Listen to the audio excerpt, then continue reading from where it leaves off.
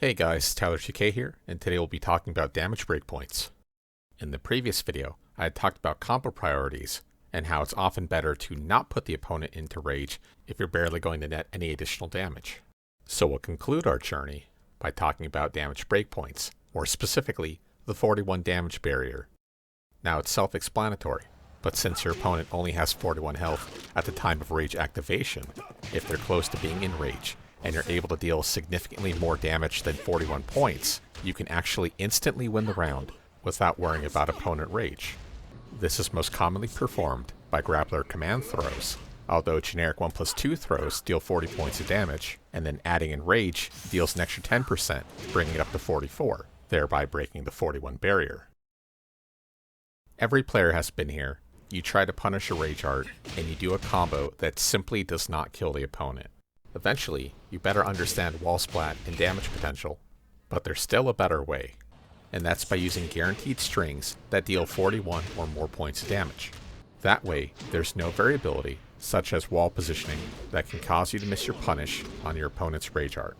Now keep in mind, while you may be tempted to go for a quote-unquote swag punish, easier punishes are just as lethal and have almost no chance of dropping out. On the topic of rage arts, let's go ahead and quickly talk about those as well. The weakest rage art deals a canned 55 damage, far surpassing our 41 target. Many launchers also lead to a guaranteed rage art, and due to rage scaling, will deal a combined damage that's also greater than 55. So if you're running low on time, there are quite a few not so obvious attacks that all lead to a rage art. Be sure to go to training mode and find these hidden options, as they just might save your life.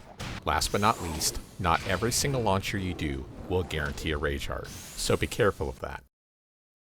Now what if I told you that Marduk's Tackle is not just a quick time event game, but it's actually a numbers game as well, and that's because the option you choose out of Tackle will deal more damage if you opt not to use the flinch catch.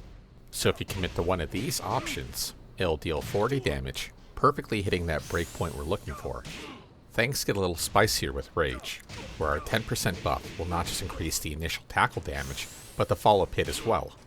So if your opponent is also in Rage, you should be able to quickly calculate if your slide attack is a kill. So let's go ahead and show this practically.